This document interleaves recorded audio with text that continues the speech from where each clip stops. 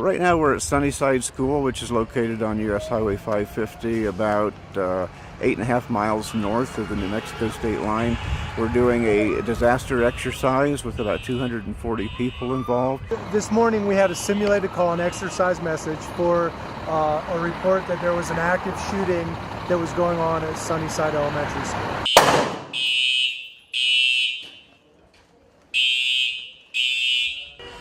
We've done active gunman training for over 15 years. What makes this exercise different is all of the different disciplines are working together in a very active emergency, and they're learning how to work together, how to communicate with each other. The first officer on scene entered, tried to gather information.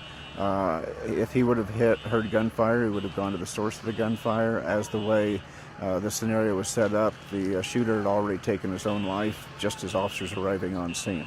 After the first officer gets in and gives initial information and other officers arrive, they form small teams and they come in to secure the site, find out if there's additional shooters, and make arrangements to prepare for patient evacuation. We want to get in as quickly as we can to get the injured people out of the area, but that may mean that we have to enter the area while there's still someone on loose or a suspect that's not accounted for yet. And so we work as teams with teams of police officers and firefighters, and we move into the area under the cover of police officers with firefighters and medics that are able to grab injured people and bring them outside, get them to a safe area so that we can initiate treatment and transport as quickly as possible.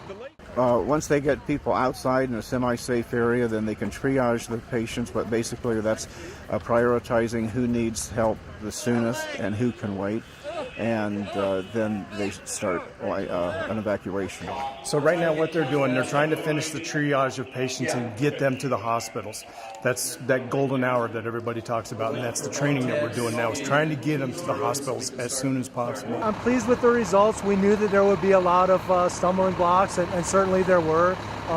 You can never get good enough at communications. You can never get good enough at teamwork. So that's always something that we're looking for. But I think overall it was a success. We got all of our victims transported. Our police officers were able to do their job, securing the scene, doing that. And so I think overall it was a great success.